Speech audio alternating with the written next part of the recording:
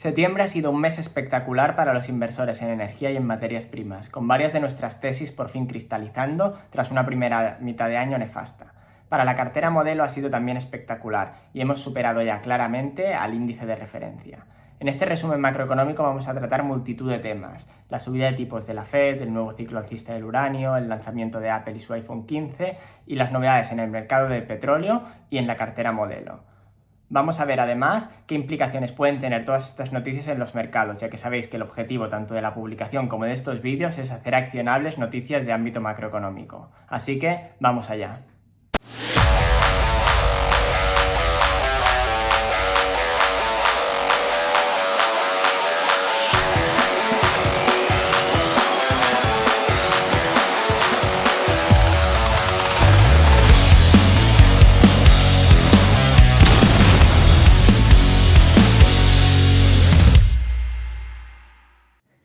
Empezamos el noticiario o el resumen macroeconómico de septiembre con una de las noticias más anticipadas o más esperadas, que era la decisión de tipos de la Reserva Federal de Estados Unidos. Todo hacía pensar, por la tendencia de la inflación a la baja y los mensajes que habían estado lanzando hasta ahora, viendo además que, como vimos en el mes pasado, ¿no?, que varios indicadores económicos ya se estaban empezando a deteriorar, que la Fed iba a mantener los tipos. Eso es por lo que apostaba el mercado y de hecho lo que se ha cumplido. Es decir, han decidido no subir y no cambiar los tipos de referencia. Sin embargo, en las últimas semanas, con el repunte que hemos visto tanto en los precios de la energía como ciertamente en los de la comida, y ahora veremos también en el contagio de esta subida de precios a los sueldos, lo que se conoce como el Wage Price Spiral, la Fed tiene algunos focos de preocupación y por lo tanto han lanzado un mensaje en el que dejan abierto posibles subidas a futuro y sobre todo el mensaje de que van a tener los tipos de interés a estos niveles ya restrictivos y elevados durante más tiempo, lo que se conoce popularmente como el higher for longer. Hay que tener en cuenta que los modelos de la propia Fed, en este caso los de Chicago, es esta slide que traigo, o este gráfico mejor dicho que traigo aquí a la derecha, muestran que la subida de tipos ya ha tenido un efecto significativo en las principales métricas económicas, reduciendo pues el PIB, aumentando un poco la tasa de paro, al menos respecto a la que hubiese habido de no haber estos tipos restrictivos, y en el consumer spending o en el gasto minorista, que al final en el caso de Estados Unidos, que es una economía claramente ya centrada en los servicios y alejada un poco más de la manufactura, pues es uno de los puntos clave. Como digo, ya ha tenido efecto, pero la mayoría de las consecuencias aún no se han notado. Es decir, se estima que de los tipos que tenemos ahora, que es de entre el 5,25 y el 5,50, solo 1,25 o 1,50 es lo que se ha trasladado ya a la economía, por lo que aún quedaría el grueso o la mayor parte de esta política restrictiva por transmitirse al mercado final. Así hace pensar que si ahora ya estamos viendo una desaceleración económica clara o incluso una recesión en algunas de las partes de la economía, sobre todo estoy pensando en las empresas industriales y las manufactureras, pues que esto pudiese agravarse en el futuro y que las esperanzas de un soft landing o un no landing, es decir, de conseguir bajar la inflación sin caer en una recesión, o tener una recesión muy suave, que sería el soft landing, pues son un poco infundadas y seguramente veamos un hard landing o una recesión un poco más profunda. Además, se junta, como digo, con este repunte de algunos de los principales inputs para una economía, como son en este caso el de la energía, que aunque solo suponga un 4% del S&P, que podríamos decir del mercado americano, pues tiene afectación a todo el resto, ¿no? No puedes, siempre la gente dice que vale, puede ser solo un 4%, pero intenta hacer funcionar el otro 96% sin la energía y verás que no se puede. Entonces, si ahora hay realmente un repunte y una segunda ola inflacionaria, la Fed ya no tiene herramientas. Como decíamos ya desde hace tiempo, las que tiene, que es la política restrictiva monetaria, pues es insuficiente porque solo ataca una de las patas, que es la demanda, pero en este caso que tienes un problema de oferta, pues tus herramientas no son realmente las adecuadas para atacar esta situación y por lo tanto cualquier solución propuesta pues va a ser insuficiente en cualquier caso. El gasto minorista, que hasta ahora había sido la piedra angular de la economía americana y lo que hacía pensar que esta estaba aguantando bastante bien, está cayendo, además con bastante fuerza después del verano, como ya era de esperar también, porque estacionalmente el verano es una época que incita al consumo minorista, tanto en vacaciones, consumo discrecional, etcétera, pero que después de pasar esta estacionalidad, pues lo más fácil es que se resintiese. Bloomberg ha compartido esta semana, es este otro gráfico que os muestro, que todos los ahorros acumulados durante la pandemia, tanto por los estímulos como por el propio cambio de dinámicas, ¿no? Del work from home, etcétera, que ayudaban a este ahorro y a esta creación de capital, la bolsa pues también es uno de los mecanismos que ha ayudado en este sentido, ya han desaparecido para el 80% de la población, que sería la línea blanca, ¿no? Que son los hogares más pobres, la línea azul, que es digamos la clase media para entendernos, y la clase más alta es la línea roja, que todavía mantiene niveles de ahorro por encima de los de inicio de la pandemia, aunque la tendencia es igualmente negativa. Pero para el grueso de la población, el 80% más pobre para entendernos, estos ahorros ya han desaparecido, estos ahorros extra, y por lo tanto todo hace pensar que a futuro puede ser que esta pata que hasta ahora ha sido positiva de la economía empiece a ser negativa. Quería hablar, como os digo, también del Wage Price Spiral y qué es y qué se entiende por ello y cómo puede afectar ahora.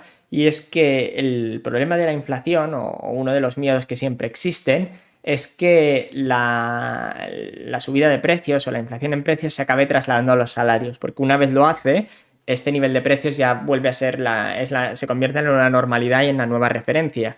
Y por lo tanto la inflación digamos que se incrusta y puedes entrar además en un ciclo virtuoso, por eso se le llama spiral, en este caso de hecho sería un círculo desastroso, en el que suben los salarios, por lo tanto vuelven a subir los precios que incitan a una nueva subida de salarios, etc.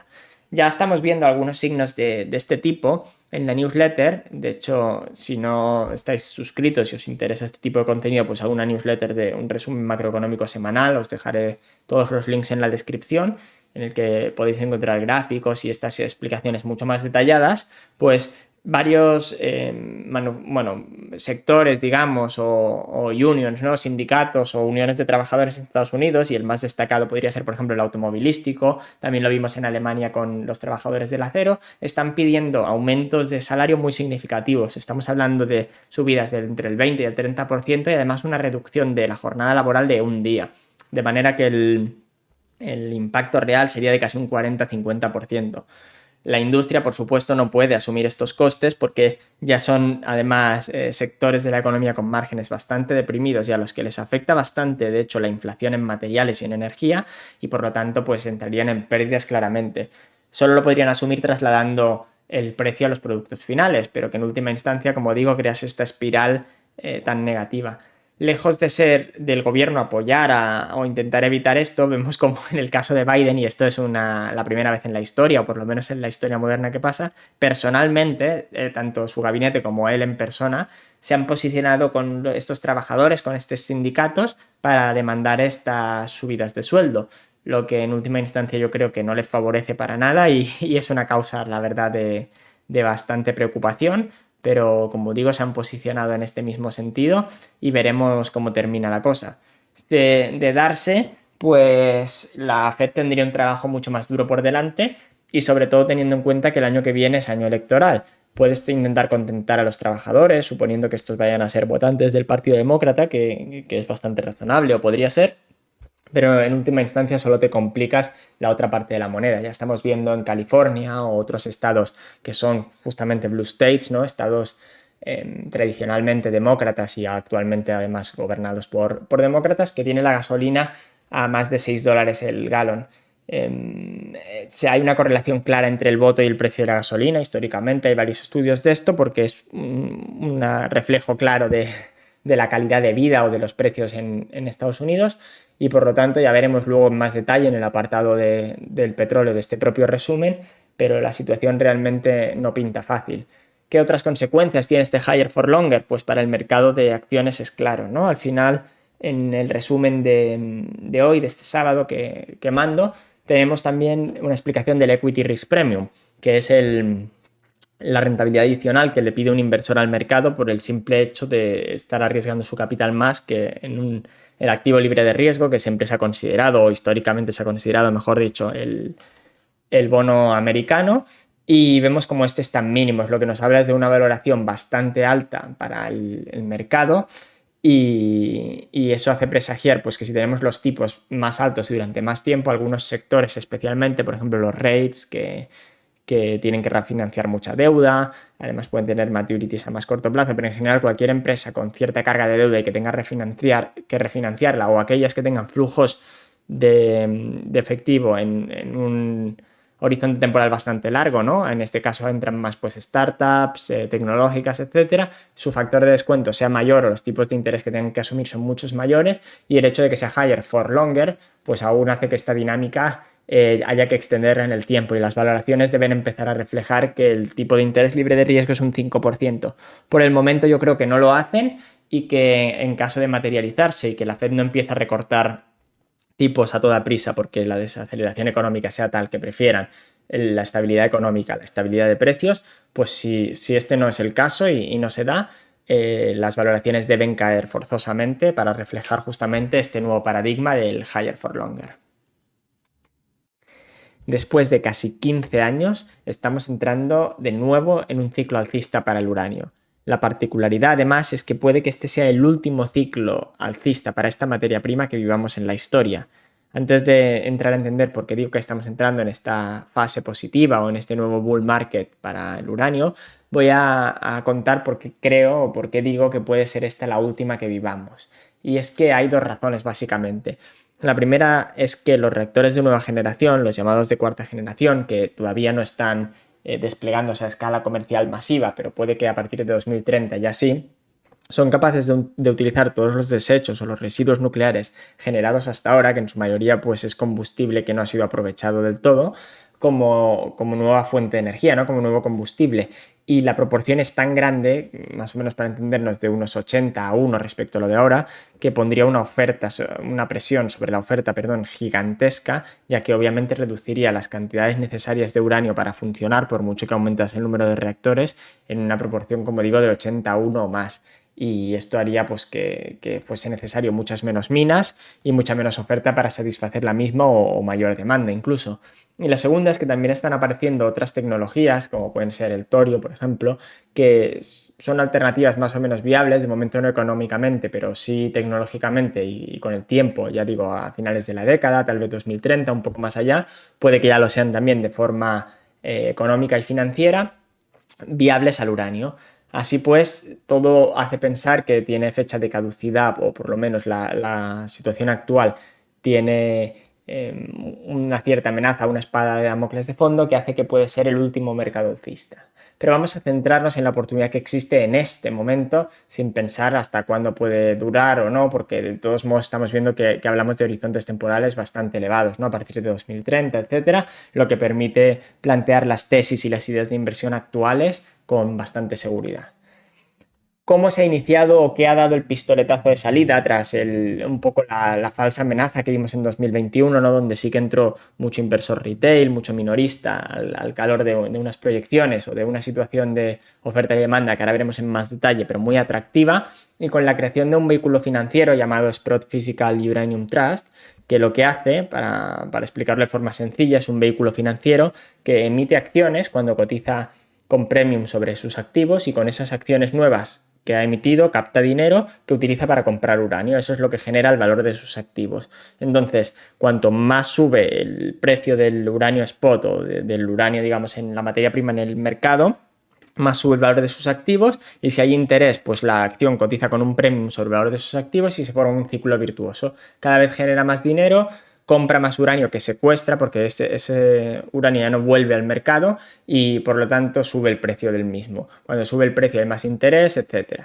Pues con la creación, como digo, de este vehículo en 2021 parecía que era la última pieza del puzzle o el catalizador necesario para arrancar este nuevo mercado alcista, que se produjo ahora hace 16 años, en 2007 para entendernos, y que sobre todo terminó bastante abruptamente tras los accidentes nucleares de Fukushima. Siempre que ha habido un accidente nuclear, por suerte han sido muy pocos, ¿no?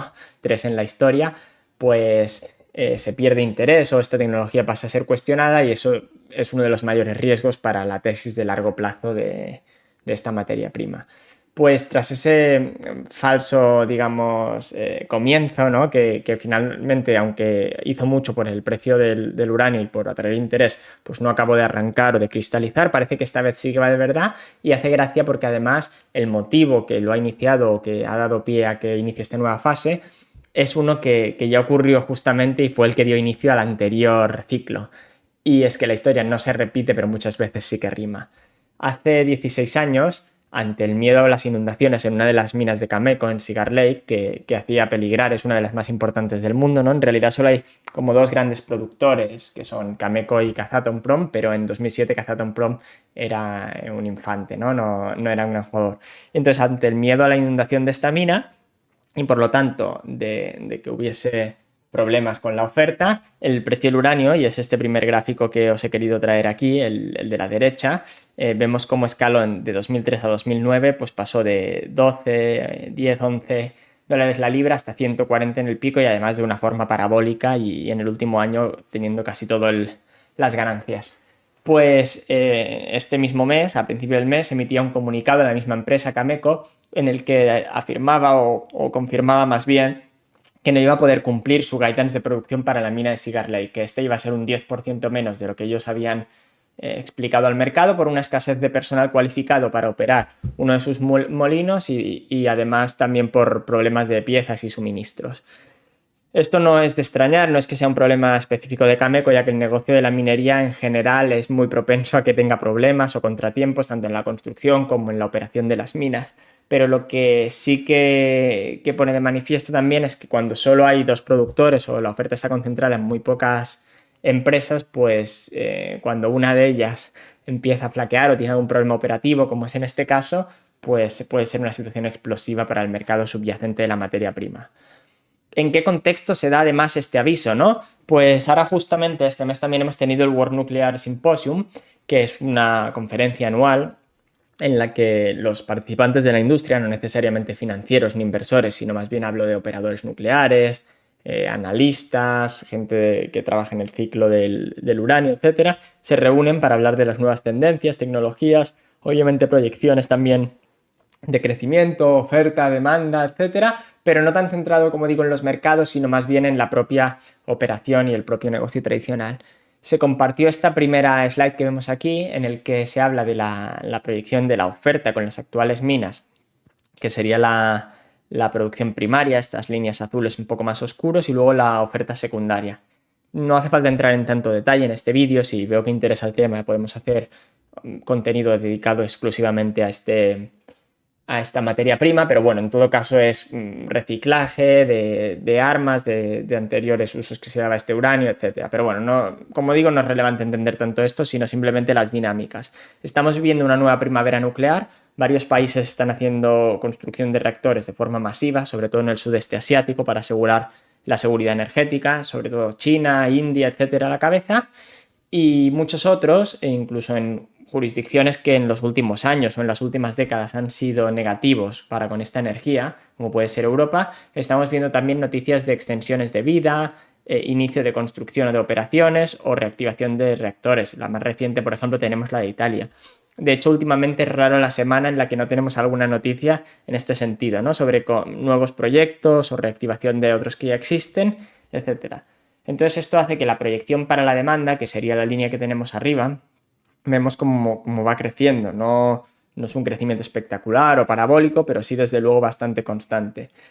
Ya vemos que existe un gap ahora mismo. Esto es un mercado en déficit. Es por eso que esta es una tesis que viene sonando desde hace tiempo y que dio este falso comienzo en 2021. Porque normalmente cuando existen estos déficits no se pueden mantener indefinidamente y a veces solo hace falta un catalizador para que se produzca o cristalice nuestra idea. En este caso se creía, como digo, que iba a ser el trust físico de uranio, de Sprott, este jugador financiero, pero finalmente no fue así. En todo caso, pues es una situación que, como digo, es insostenible a largo plazo, unos déficits y además de una magnitud tan grande, y se espera que para 2040, que es hasta donde llega esta proyección, el gap sea de 4 veces el uranio minado, es decir, que la demanda alcance los 479 millones de libras por año y eso es 4 veces más de lo que se mina actualmente.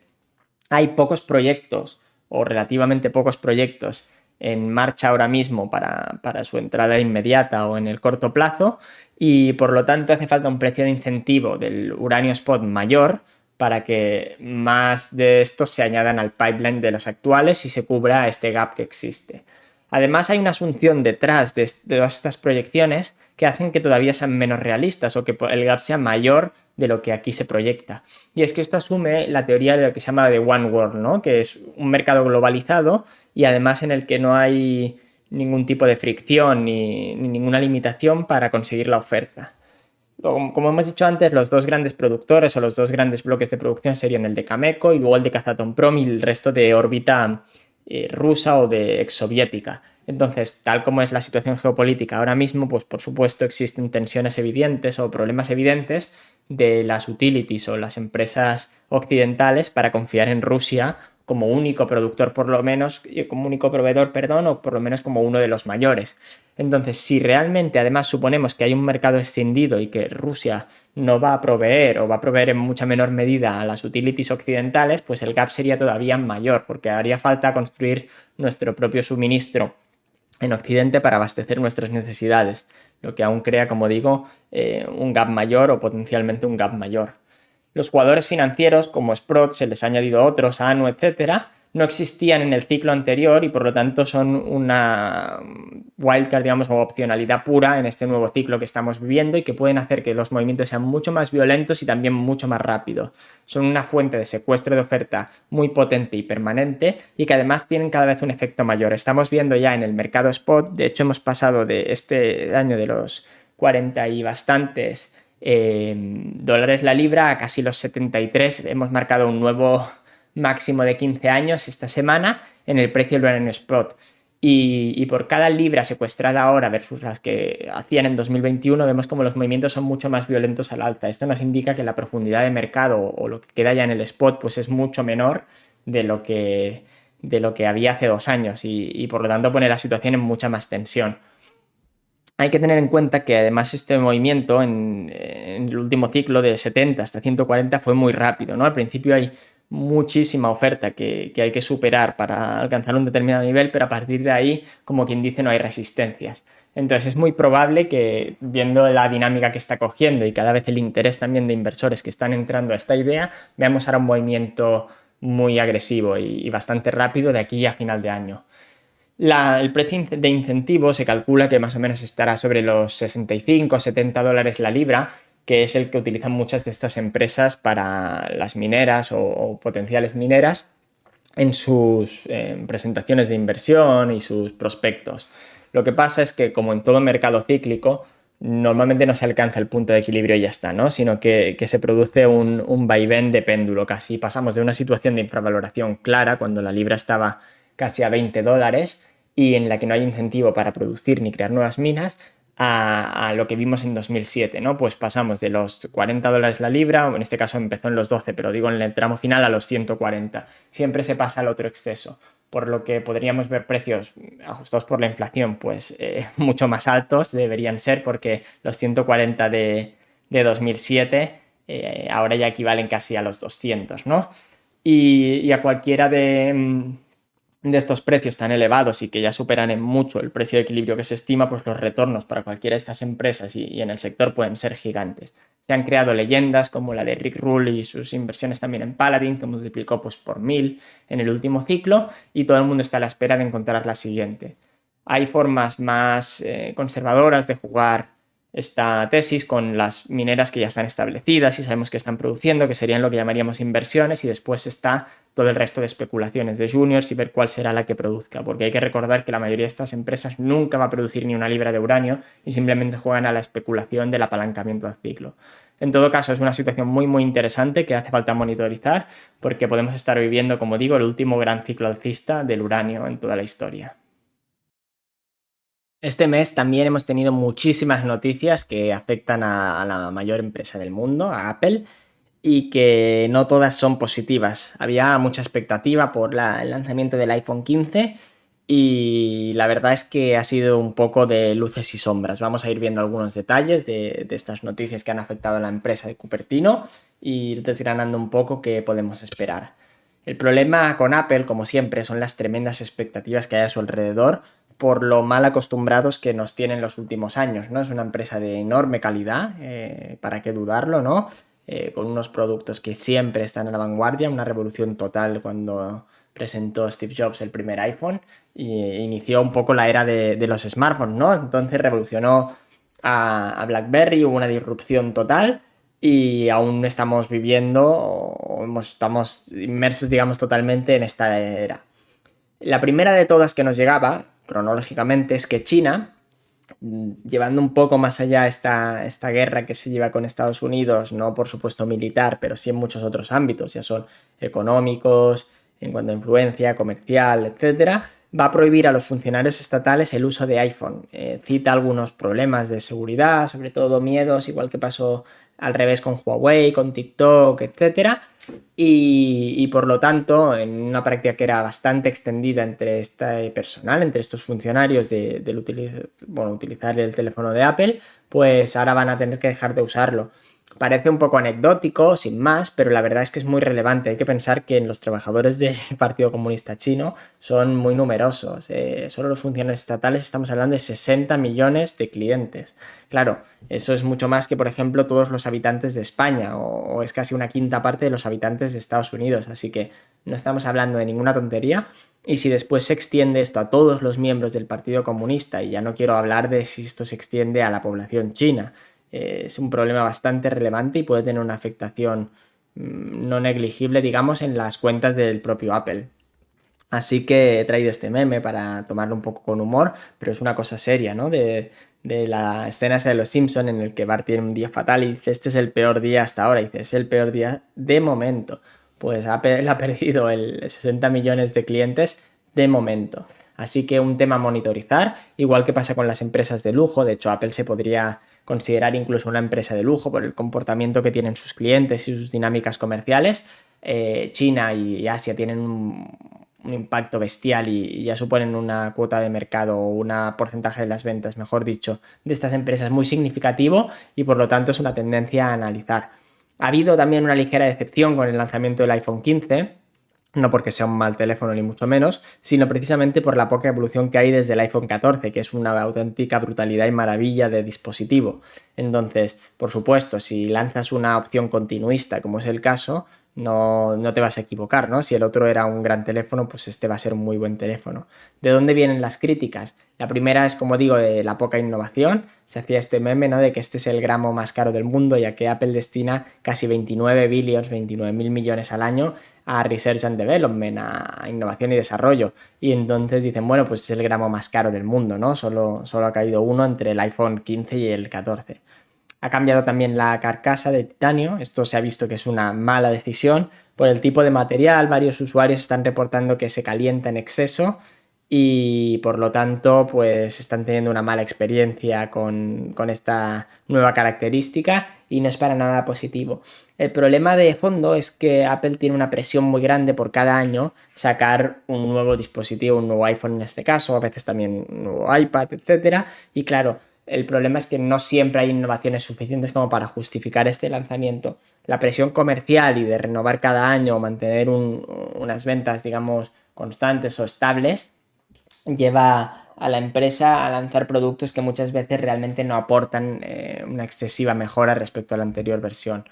En este sentido, yo siempre traigo también una reflexión viendo las cuentas de Apple, porque pasa mucho que los inversores a veces miramos las cuentas y tenemos en cuenta de quién son o a quién pertenecen, ¿no? Vemos el logo antes que los números y eso a veces nos ciega. Me pasa a mí también con otras empresas, pero en el caso de estas empresas de tanta calidad como Microsoft, Apple, etcétera, pues es muy notorio. Si alguien viese los fundamentales de Apple, más allá de que por supuesto son muy buenos, y tuviese que valorarla, seguramente no le daría el múltiplo, no le asignaría el múltiplo al que cotiza. Vemos que tienen unas ventas planas o casi planas, sobre todo si descontamos la inflación en términos reales, desde luego decrecen. Ya no tienen tanta caja como tenían hace 6 o 7 años, cuando iniciaron el programa de recompras, que algunos inversores siguen pensando, siguen creyendo en su cabeza que tienen una gran posición de caja neta respecto al market cap, que ya no es así. Y la innovación o realmente la capacidad de sorprender pues se está reduciendo justamente por esta presión comercial de tener que estar todo el día sacando nuevos productos. Así pues tenemos una empresa que en términos reales no crece ya desde hace un tiempo, que cada vez depende más de los servicios, se convierte más en una empresa de lujo, un poco de lifestyle más que tecnológica e innovadora y cotiza 30 veces beneficios. Entonces, eso deja poco margen de seguridad, por supuesto no quiere decir ni que sea mala inversión ni nada, pero deja poco margen de seguridad a la hora de invertir y cualquier error, si por ejemplo se materializan estos miedos en China o en Asia, pues puede lastrar gravemente la cotización, justamente por las expectativas que ya están implícitas en el múltiplo que se le asigna. Ahora estamos viendo en estas últimas semanas unas caídas del Nasdaq no muy significativas, pero sorprendentes para la tendencia que llevamos y a la que aún no le ha afectado mucho a los generales que llamamos, ¿no? A las grandes empresas. Si quitamos 7 empresas del mercado, entre las que está Apple, por supuesto, los 7 magníficos que le llaman, el S&P está negativo en el año. Entonces, la amplitud de mercado ha sido tan baja en la subida, se ha centrado en tan pocas empresas, que si se extiende también en la caída a estas empresas, pues podríamos ver correcciones significativas. Así que hay que tener un poco de cautela, ver cómo evoluciona y no dejarnos cegar por la calidad, que es evidente por otra parte, de empresas como Apple a la hora de tomar decisiones. Intentar tapar el logo, analizar los fundamentales, asignar nosotros qué múltiplo pagaríamos o qué tipo de valoración tendríamos para una empresa así y solo después compararlo con el mercado para no dejar que nos influya y en este caso nos lleve a sobrepagar por el nombre. Pasamos ahora a la actualización del mercado de petróleo, que es una de las principales tesis o de las ideas core de esta publicación y en la que además está habiendo un movimiento brutal. Muchas cosas están pasando y es importante entenderlas y analizarlas para poder ver hacia dónde nos dirigimos o qué esperar del futuro. Lo primero es que el mercado físico sigue fortaleciéndose. Al final podemos ver aquí, he traído este segundo gráfico que muestra los timespread físicos. Esto es la resta del contrato para entrega inmediata o el del mes siguiente, digamos, menos el de aquí 2 meses. Un número positivo, como en este caso, y además creciente, indica backwardation en la curva. ¿Qué significa esto? Que se paga mucho más por la entrega inmediata respecto a la entrega diferida. Esto no es lo normal, es una curva invertida, no normal, porque lo lógico sería que cuanto más lejos en el tiempo, más se pagase por la materia prima o la entrega en general, tanto por los costes de almacenamiento como por el propio valor temporal del dinero. Entonces, cuando esto no pasa, como es este caso, cuando la curva está invertida, lo que nos indica es que hay escasez o que el mercado quiere incentivar la producción a corto plazo para suplir esta tensión en el mercado. Así que unos timespread crecientes son muy positivos y indican eso, que está en tensión el mercado, lo que además se refuerza con los recortes que ya comentábamos el mes pasado de la OPEP Plus, que parece que van en serio y no solo lo han ido alargando mes a mes, sino que ya los han extendido como mínimo hasta final de año. Aquí, y me salto un par de puntos, ahora volveremos, es que hay algunas agencias que, creyendo hacer un favor, lo que están haciendo es lo contrario, ¿no? Una desgracia al mercado, como son la Agencia Internacional de la Energía y la Agencia Americana de la Energía, que están ejerciendo de altavoz político y cuyas previsiones no tienen el rigor que deberían. Han revisado la demanda de 2022, que ya son datos vividos a la baja, justamente porque tienen afectación a la curva futura y entonces poder dar unas previsiones más bajistas en cuanto a la demanda e intentar calmar el mercado. Lo que hacen en realidad es lo contrario, ¿no? Provocar a la OPEC para que alargue estos recortes para justamente combatir esta narrativa que al final tiene mucha influencia. ¿Dónde podemos ver que tiene influencia? Pues en el año pasado mismo. Estas agencias fueron las que pronosticaron que Rusia perdería significativamente parte de su producción cuando inició la guerra. Se hablaba incluso de 3 millones de barriles al día, que luego no se ha materializado, y los propios miedos de que fuese verdad fue lo que enviaron los precios a los 100, 120 dólares el barril que vimos, cuando en realidad es que no había escasez física y no se produjo este recorte, pero las propias proyecciones ya afectaron al sentimiento y al posicionamiento, que al final a corto plazo son lo que determinan el precio. Entonces, como podemos ver, os he traído aquí esta primera tabla en la que tenemos las cifras de demanda previstas por la OPEC y las cifras de oferta por la OPEC, la Agencia Internacional de la Energía y la Agencia Americana. Vemos que en la oferta no hay tanta discrepancia, más o menos las tres fuentes coinciden y de hecho la menos alcista es la de la OPEC, que predice una oferta mayor que el resto. En cuanto a la demanda, sin embargo, pasa lo contrario. Y tanto la Agencia Internacional de la Energía como la Agencia Americana prevén que haya un superávit. Entonces, claro, si tú te crees realmente estas predicciones, la OPEC lo que debería hacer es alargar los recortes por lo menos al primer trimestre de 2024, que estacionalmente es de los más flojos, el primer trimestre, para asegurar que esto no pase y mantener justamente la estabilidad de mercado. Así que realmente, creyendo hacer un favor de altavoz político, están haciendo lo contrario. Tenemos los precios ya con todo el rally que llevan, casi un 20% extra, a niveles de hace un año. Están rondando pues los 90, 95 dólares el barril, lo cual es muchísimo. ¿Y qué ha cambiado en este año, ¿no? Porque hemos vuelto al punto de partida y podría parecer que todo está igual, pero en realidad nada es igual, ¿no?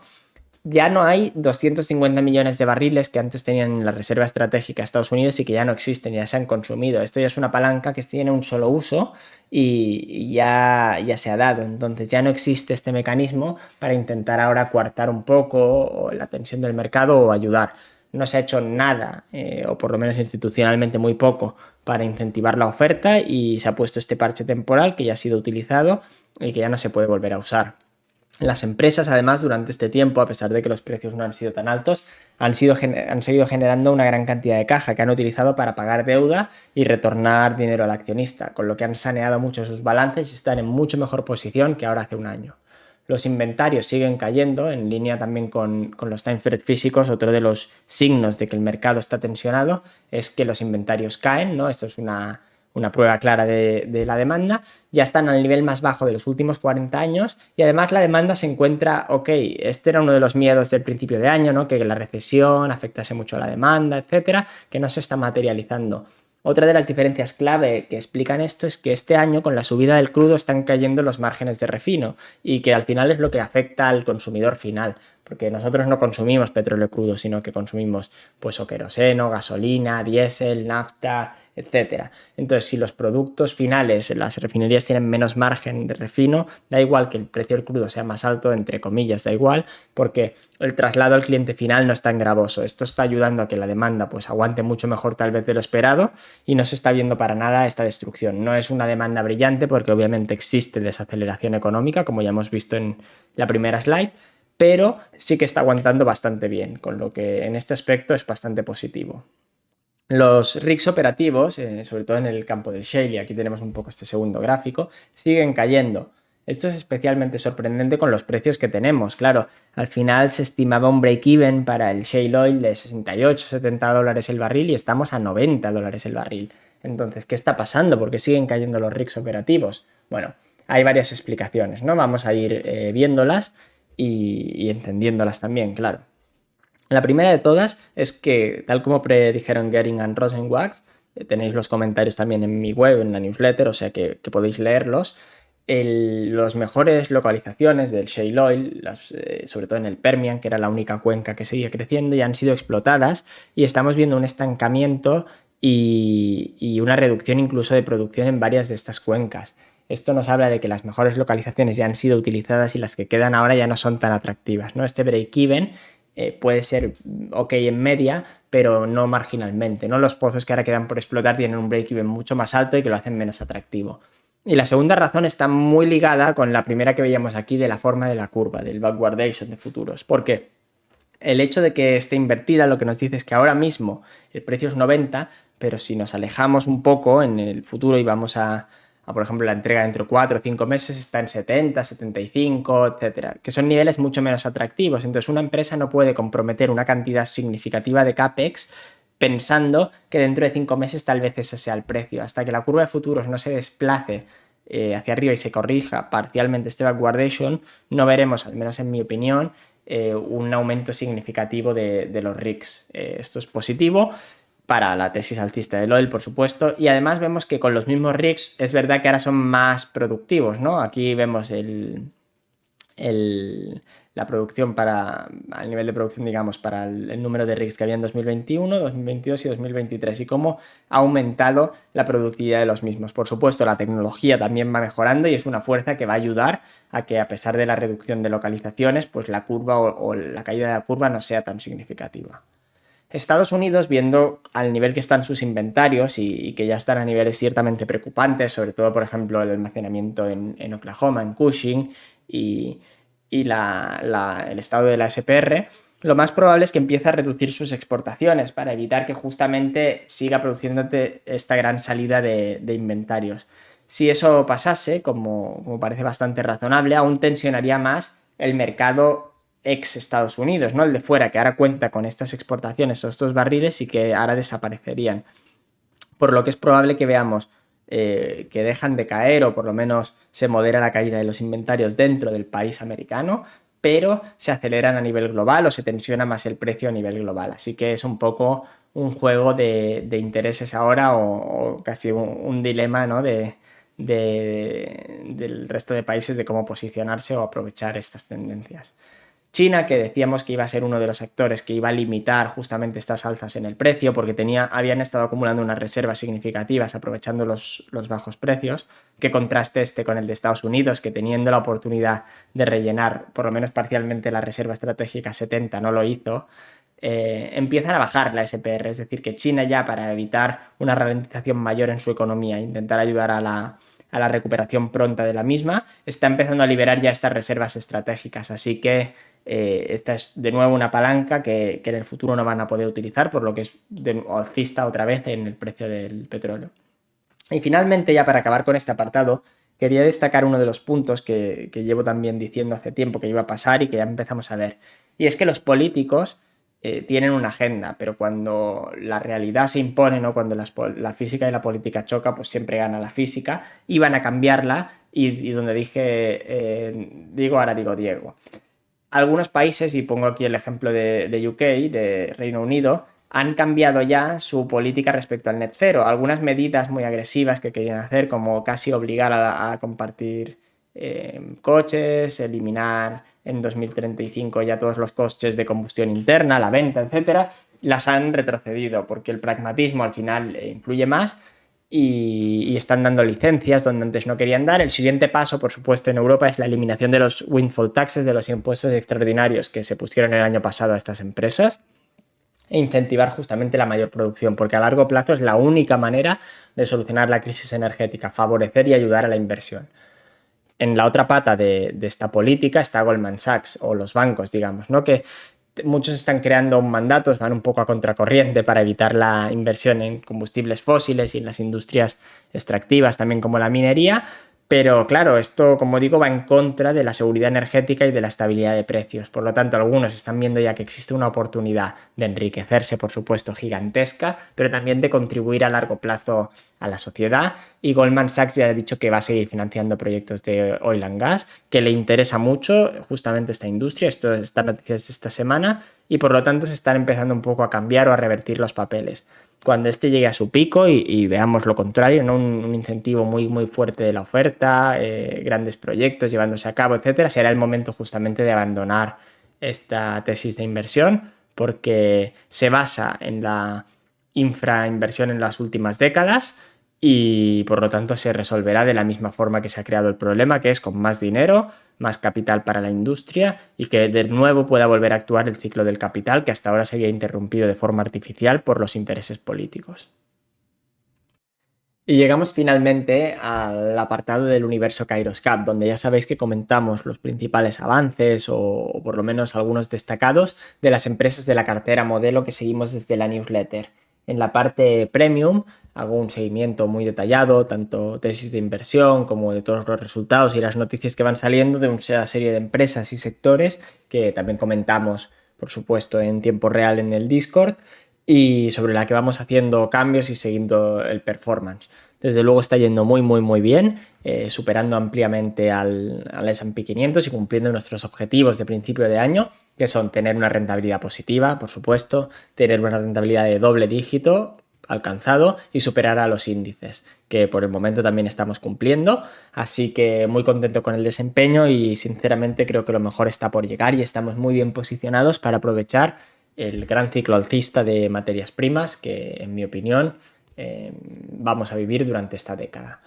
Como digo, varias noticias que comentar, he traído aquí algunas de las más destacadas y vamos a ir una a una. La primera de todas es sobre Adriatic Metals, la empresa minera de sobre todo plata, zinc, también plomo y otros metales en Bosnia, y que ya está a punto de entrar en la fase final de la curva de la SON con el inicio de sus operaciones de la producción en noviembre. Así que nada, estamos ya muy muy cerquita de poderlo ver y en mi opinión esto debería llevar a un re-rating, por lo menos si no reconoce todo el potencial exploratorio y todos los drills más recientes, digamos, pues por lo menos llevarlo al NAP anterior. Así que una de las posiciones que más nos gustan. Ya sabéis que estamos dentro desde el principio de la cartera modelo, desde entonces se ha revalorizado bastante, un 30-40%, pero bueno, me sigue gustando mucho y como digo, muchos catalizadores a corto plazo con el inicio de la producción. Petrobras, otra de las empresas insignia, digamos, de Kairos Cap, y que sigue con su campaña de greenwashing un poco, pues desde la llegada de este nuevo gobierno en noviembre del año pasado se especulaba con que el negocio principal, que es la explotación de hidrocarburos, por supuesto, iba a dejar paso en prioridad, por lo menos, obviamente no en volúmenes inmediatamente, a una transición energética y las soluciones de bajas emisiones, digamos, y de momento no está siendo así para nada. Siguen invirtiendo muchísimo y mejorando sus operaciones tradicionales, y lo que sí que van haciendo es como lo que ahora vemos en esta noticia, algunas campañas un poco de greenwashing para contentar a los distintos agentes sociales.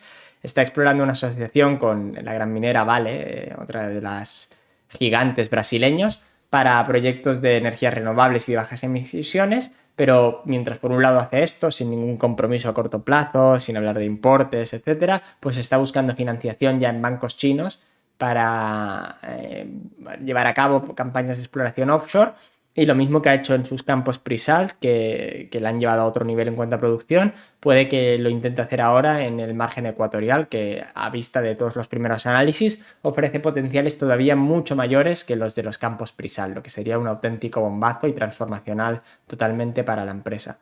Con el alza de los precios de petróleo que hemos tenido este trimestre, los dividendos futuros, los de Q3 y ya sobre todo los de Q4, si se mantienen estos niveles, van a ser muy muy elevados, incluso con el cambio de política que estuvimos viendo durante el mes pasado, y van a superar a cualquiera de sus peers, por supuesto, en cuanto a yields, permitiéndoles seguir mejorando las operaciones, desapalancando la empresa y teniendo unos retornos al accionista de primer nivel.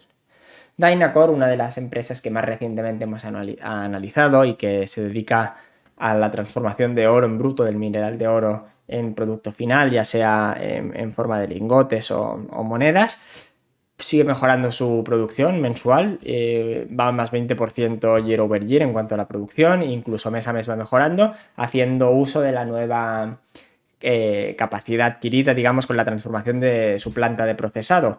Así que augura, o al menos yo creo que va a llegar una nueva política de remuneración al accionista a final de año, que va a ser mucho más atractiva que la actual, que ya está bastante bien, y va a hacer uso de la gran cantidad de caja que tiene, que en este caso supera pues ya la mitad de la capitalización bursátil de la empresa, por lo que es una parte muy significativa de la valoración y la tesis. Y ya sabéis, los que estáis en la parte privada, pues cuál es mi idea de qué van a hacer con esto y en qué me baso para firmarlo.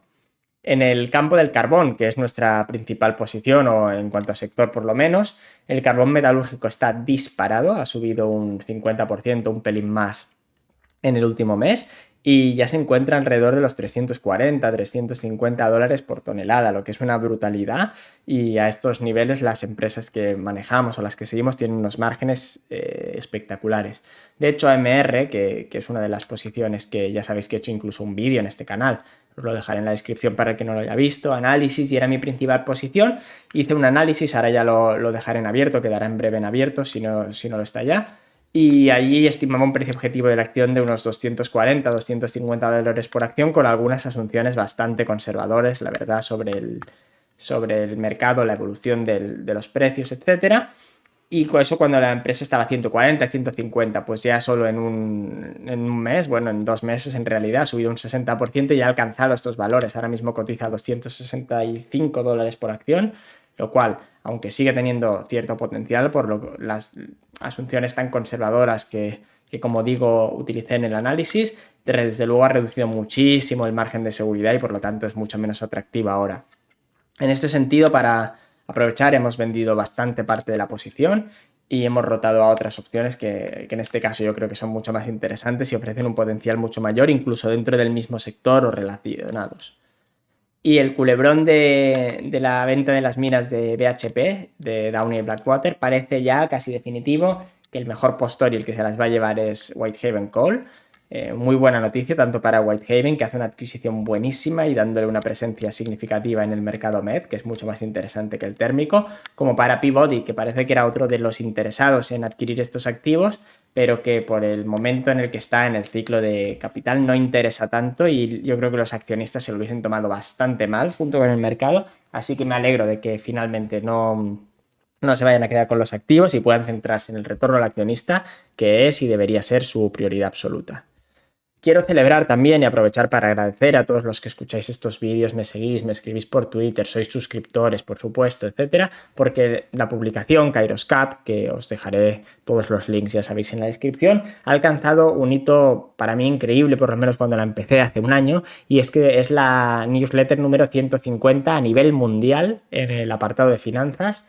En el ranking total, lo cual es una auténtica locura teniendo en cuenta el poco tiempo que lleva viva, que es una publicación de nicho. Al final los temas que tratamos pues no son para el público general o no interesan a todo el mundo, y además está en español, compitiendo contra las publicaciones en inglés que tienen un público objetivo o un TAM, como se suele decir, pues mucho mayor. Así que súper orgulloso de esto. Como veis aquí, pues somos de los Substack bestsellers, es decir, cientos de suscripciones de pago, creciendo además a un ritmo totalmente increíble para mí, de doble dígito. Y con una retención de más del 90%. Así que de nuevo no puedo decir nada más que agradeceros todo el interés y todo el apoyo que mostráis por la publicación. Voy a pasar una encuesta esta semana o la próxima para mejoras con el servicio, y todas las sugerencias que me dais las voy incorporando para intentar realmente poder ser la comunidad de referencia en cuanto a finanzas en España, que yo creo que vamos en buen camino para serlo, y seguir trabajando y seguir mejorando para que el año que viene podamos hablar no del 150, sino del top 100 seguro. Así que lo dicho, muchas gracias. Y con esto termina el resumen mensual de septiembre. Hemos tratado bastantes temas, yo creo, con implicaciones profundas en los mercados y que creo que van a ser accionables, o por lo menos van a tener repercusión inmediata en el corto y medio plazo. Así que mucho sobre lo que pensar y prepararnos para tener un final de año espectacular, que seguro que va a ser así. Y con esto termina el resumen macroeconómico de septiembre. Si os ha gustado el vídeo, os animo a que os suscribáis tanto a mi canal como a mi newsletter, donde publico de forma semanal tesis de inversión, análisis de sectores y un resumen macroeconómico. Además, tenemos para la parte premium un Discord, donde discutimos en tiempo real ideas de inversión, noticias y todos los movimientos para la cartera modelo. Si queréis que trate algún tema en específico en siguientes entregas, dejádmelo también en los comentarios. Nos vemos en el siguiente.